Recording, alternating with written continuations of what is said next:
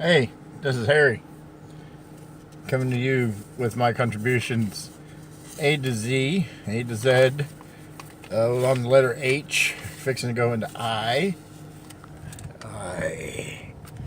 And we're going to talk about John Ford's 1941 classic, How Green Was My Valley, based on a 1939 book by Richard Llewellyn. I had to keep looking at notes because I can't remember everything. Yeah, starring Walter Pigeon, Maureen O'Hara, Donald Crisp, and Roddy McDowall, very young Roddy McDowall, who you might well know as Cornelius. I think it was Cornelius on the Planet of the Apes. Also starring Anna Lee, Sarah Allgood, and the Shield brothers. The Shield brothers. Who are they? Well, Barry Fitzgerald, his real name is Barry Shields, and then his brother's Arthur Shields. And they're both actors, Irish actors born in Dublin, and Barry Fitzgerald is my favorite of the two. For the quiet man playing a quiet man, impetuous. What can I say about this movie? It's a classic film. If you're into classic films, you've probably seen this film. And it's about a coal mining town in the south of Wales. It's a fictional town in the movie. And talking about the hardships of the coal mining with families and the changes of generations, how they think. At least that's what I got from it. Donald Crisp, who won Best Supporting Actor in this film, really should have won the Best Leading Actor because Walter Pigeon wasn't in it that often, that much. Walter Pigeon plays a minister of a church there in Wales. And it kind of preaches hate for people, things that people do. Like a girl, I guess, had a child out of wedlock, even though they didn't say it as much. Say it outright, but they hinted around it. And anyways, there was a subplot between him and Maureen O'Hara.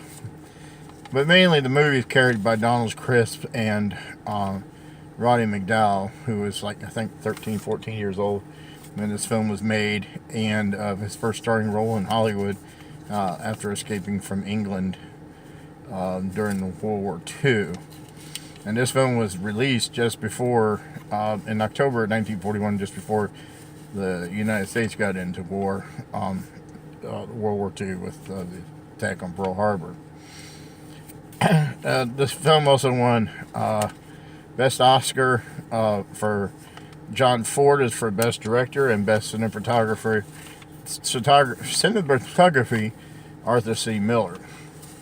And like I said, it's basically talking about coal mining. The sons, he has 4 boys, and Maureen O'Hara's his daughter, and the 3 boys, the 3 oldest boys, work in the coal mines with their father. It's kind of like a family thing.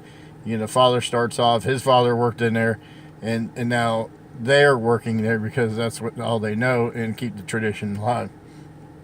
And the coal mine's owned by somebody who, they're cutting wages, the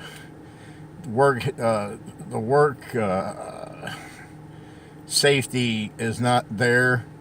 So they want to form a union. The father's old-fashioned, doesn't want to believe in unions, believes it's going to be a problem. And the sons decide to strike. And then the coal mine strike. And I might be getting this out of context, but anyways, or sequence, but it shows how their family life during this time, the hardships in the town, the wedding. Maureen O'Hara gets married to the owner's son of the coal mine, which turns out to be a bad wedding. It's a classic film. I watched this years ago. Well, parts of it. I had fallen asleep. I have a bad habit of doing that in movies. But this one I stayed awake for. I was looking for a classic film to watch or own on Blu-ray, and I usually go to Blu-ray.com, kind of read out their reviews. I trust their reviews on their films on Blu-rays. And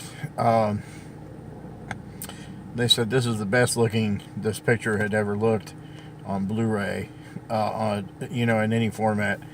So I decided to bite the bullet and find, which wasn't too much. I had to buy it used because I guess it's going out of print. It was kind of expensive other places, and I found it used on the Amazon Marketplace. There's no place to buy movies here except from our local Walmart, so I have to order from Amazon or oldies.com and such like that to get some of my films. I mean, not too many stores around here sell silent movies or classic films like that. So I give this movie a thumbs up. It is a classic film. If you have not seen it, check it out. John Ford. A lot of his bunch is in there. No Ward Bond. I look for Ward Bond unless he's hiding in minor clothes. I was going to say here, I'm looking at my note. Yeah, it was supposed to be... They originally wanted William Wyler to direct it. That fell through. William Wyler actually picked Roddy McDowall to be in the movie. They screen tested him and picked him for the movie.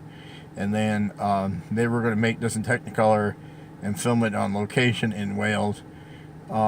But World War II interrupted that plan, for obvious reasons. So they wind up filming it, building a set at the Santa Monica Ranch, Studio Ranch, and then where they also make it at, also in Malibu, California. The sets are really nice.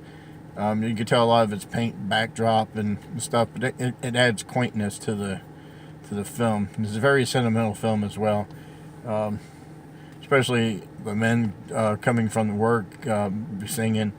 I don't know how to say Welsh, speak Welsh or read it, but it was Sir Rhonda, I think is the name of the song. Maybe Ian can help me with it.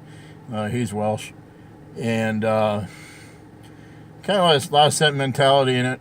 What do you expect from it? What you would normally expect from a John Ford film. So, if you're looking for something and you haven't seen this one before, and you like classic films, this is on Fox. It was a 20th Century Fox film. Check it out. I think you'll enjoy it. Thank you for watching. Please subscribe or like, comment like my few followers do. Appreciate it. And I'll talk to you later. Bye.